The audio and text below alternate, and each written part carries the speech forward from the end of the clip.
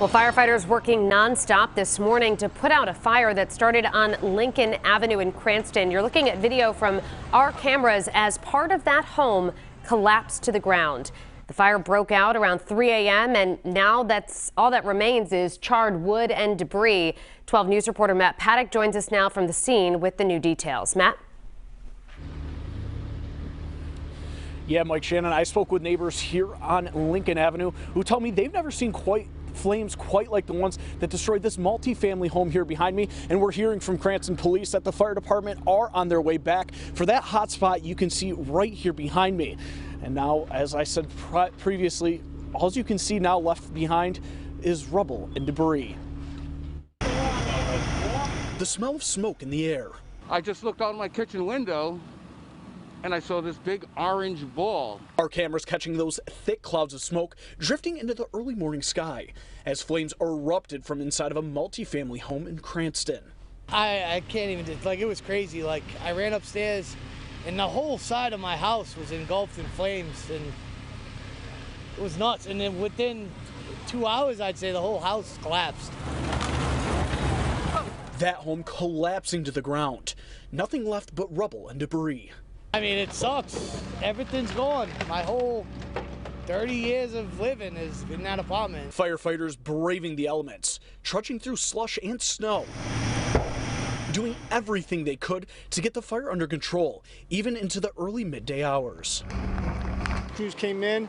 These houses are very close together. Fierce flames causing crews to act swiftly. And there's some debris, we're not sure what it was, between the two houses.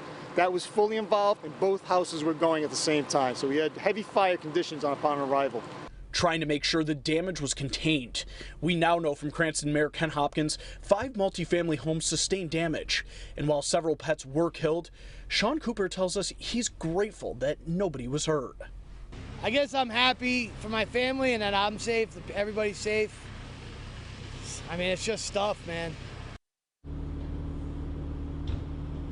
Now, as we were just saying at the top of the show here, the Cranston Fire Department just arriving on scene again to take care of that hot spot. Now, Cranston's Fire Chief James Warren tells me the cause of this fire is still under investigation and that the Red Cross is assisting those 17 people that were displaced.